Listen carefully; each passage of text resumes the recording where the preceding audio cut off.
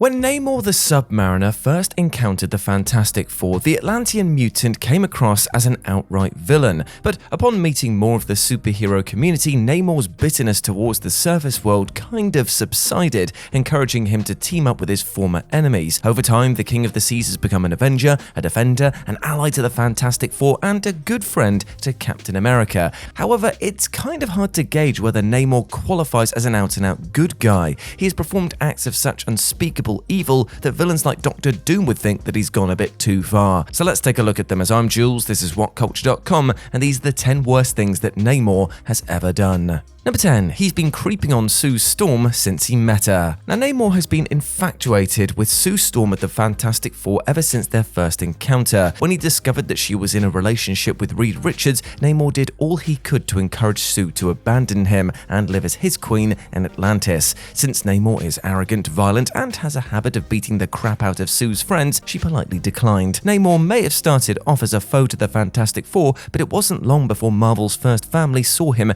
as their companion. Although Namor has never really been fond of Reed, the Atlantean king learned to respect him as a scientist, a father, and a superhero. Having said that, he's never stopped trying to sleep with his wife. After Sue and Reed tied the knot and had 2 children, Namor still refused to back down, often forcing himself on Sue. And what's worse is that Namor is not coy about his behavior, since he constantly tells Reed that he is not worthy of her affection. Because he's been obsessing over Sue since, let me just check my watch, the 1960s, despite the fact that she's usually not interested, Namor comes across as an unhinged stalker. Number 9. He turned on his oldest friend. Invaders number 2. Due to his xenophobia towards air breathers, Namor has few friends outside of Atlantis. Even though there are many that he respects, including Black Panther, Bucky, and the X-Men, he sees these people as colleagues rather than companions. In fact, one of the only people that Namor regards as a true friend is Captain America. When the pair teamed up during World War II, they developed a deep respect for one another, and their rapport never seemed to waver despite having countless disagreements over the years. Until recently, that is. You see, after Atlantis was attacked by the surface world, Namor prepared to lay waste to his oppressors.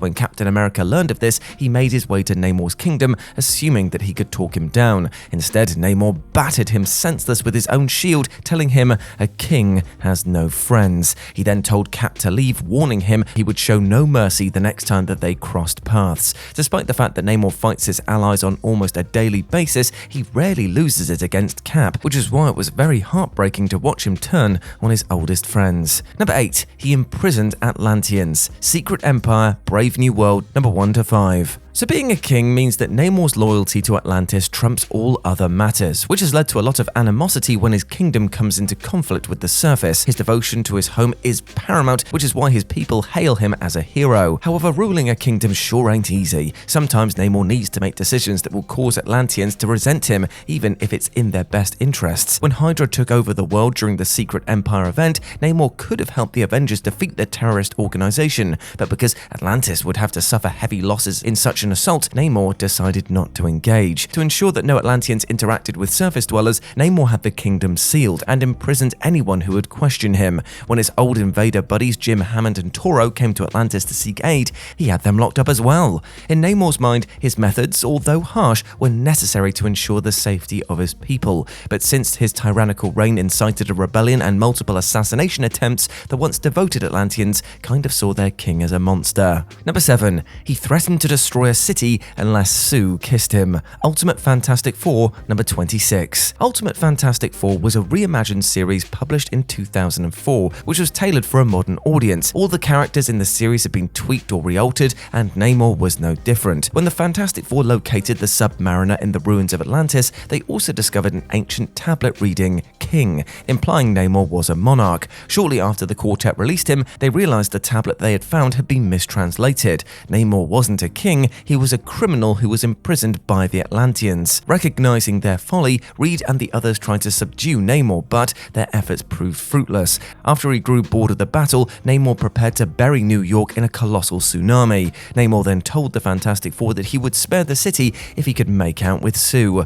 Knowing that millions of lives hung in the balance, Sue reluctantly agreed. After that, Namor returned the sea to normal and told Reed that Sue meant it, before then flying away. Even though Namor has has always been a jackass, this incarnation makes the original version look like a saint by comparison. Number 6. He keeps on teaming up with other villains. Now, to paraphrase an iconic quote, you can tell a lot about a person by how many supervillains they hang around with. In the comic world, few characters demonstrate this notion more than Namor. Because he's been part of every main super team, the Submariner would like to believe that he fights for good. However, the first person he ever allied with under the Marvel banner was Doctor Doom. I mean, Doom is in the name, how could he not figure out that he's a bad guy? Now, after Namor got chummy with the Fantastic Four, Captain America and other heroes, you'd like to think that he would burn his bridges with Doom, right? But not only did Namor team up with the Latverian monarch multiple times, he joined forces with even more supervillains. When Norman Osborn asked him to be a part of his cabal, Namor accepted before hearing the whole proposal. After the cabal was destroyed and Osborn was locked up, you'd assume that Namor would think twice about who he partnered up again with, right? But only a few years later, he teamed up with Thanos. Now, here's the thing about Thanos. If he's in your squad, you should safely assume that you are on the wrong side. Number 5. He's been attacking the surface since his debut. Fantastic Four number 4. When the Fantastic Four first met Namor, he was suffering amnesia and living as a beggar. And when the Fantastic Four helped him regain his memory, Namor swam back to Atlantis to reunite his people. But when he discovered that most of his home had been destroyed by nuclear weapons, he was overcome with rage and launched a sea monster on New York City. Although the Fantastic Four stopped the assault, little did they know that the Submariner would return. Like, a lot. I mean, soon after, he tried to make the United Nations recognize him as the absolute ruler of the surface world. And when that plan failed, Namor teamed up with the Hulk to fight the Avengers. And after that, the wing-footed mutant allied with the alien Vuk, who tried to use his technology to take over the planet.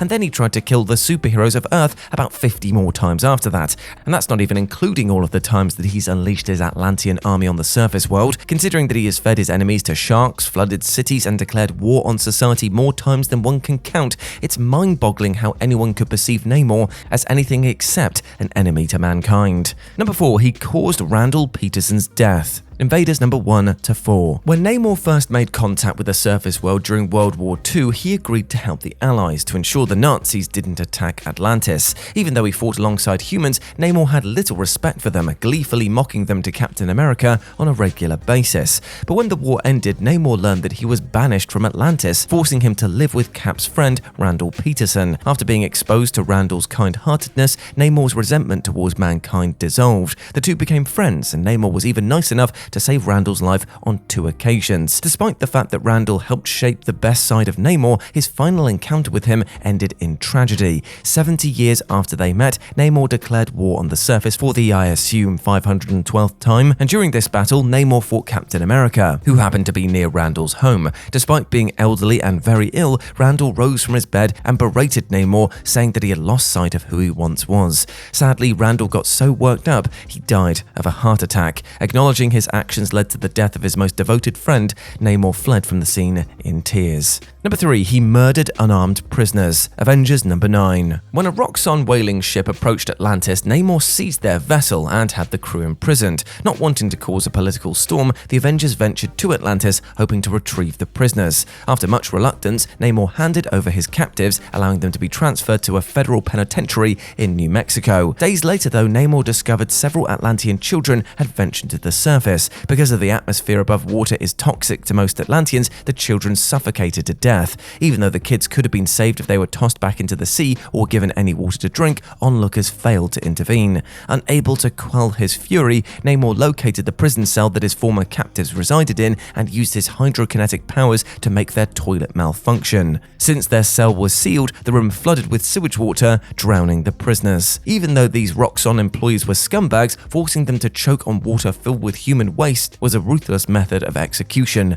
Nevertheless, it didn't seem to bother Namor, who claimed the prisoner's death was a fitting end. Number 2. He flooded Wakanda. Avengers vs. the X-Men numbers 7 and 8. During the Avengers vs. the X-Men saga, the superheroes attempted to destroy the Phoenix Force before it bonded with Hope Summers. After the cosmic deity was blasted with a Phoenix killer weapon, its essence was merged with the 5 people who were standing closest to it: Cyclops, Magic, Emma Frost, Colossus, and Namor. At first, the Phoenix 5 assured their comrades that the godlike power wouldn't corrupt them, but after the cosmically powered quintet discovered their teammates intended to strip the Phoenix from their bodies, they took matters into their own hands. When Namor learned the superheroes were hiding in Wakanda, he used his powers to flood the kingdom, which resulted in the deaths of thousands. Now, at first you might think that Namor's abominable actions could be justified a little since he was under the influence of the Phoenix Force, but after the alien entity left his body, Namor did not seem bothered by what he'd done. What makes Namor's attack more perverse is the fact that he committed genocide on a nation ruled by Black Panther, who the Submariner perceived as a trusted ally. And number 1, he destroyed a planet. New Avengers number 21 and 22. When the Illuminati discovered universes were colliding into one another, they knew that it was only a matter of time before their own reality was placed in mortal jeopardy. After researching this calamity, which the team called the Incursion, they deduced that their universe, Earth 616, was set to collide with Earth 4290001, resulting in their mutual annihilation. Because Earth is the epicenter of each reality, the Illuminati reasoned that they could spare both universes if they destroyed the parallel Earth. Minutes before the incursion was set to occur, Reed Richards, Black Panther, Bruce Banner, and others readied an antimatter bomb that would obliterate this other Earth. However, none of the superheroes could bring themselves to activate the device, even at the expense of saving their world. Refusing to commit genocide on a global level, the Illuminati placed the detonator on the ground, seemingly dooming their reality. With only moments left to spare, Namor took it upon himself to activate the antimatter bomb, destroying the planet. Although Namor's actions spared 2 entire realities, he will have to live with the knowledge that he has the blood of billions on his hands. Although, judging by his previous actions, he probably doesn't care a jot. And there we go, my friends. Those were the 10 worst things that Namor has ever done. I hope that you enjoyed that, and please let me know what you thought about it down in the comment section below. As always, I've been Jules, so you can go follow me over on Twitter at RetroJ, but the O is a 0, or you can swing by Instagram, where it's the same handle. As always, I've been Jules. You have been awesome. Never forget that, and I'll speak to you soon. Bye.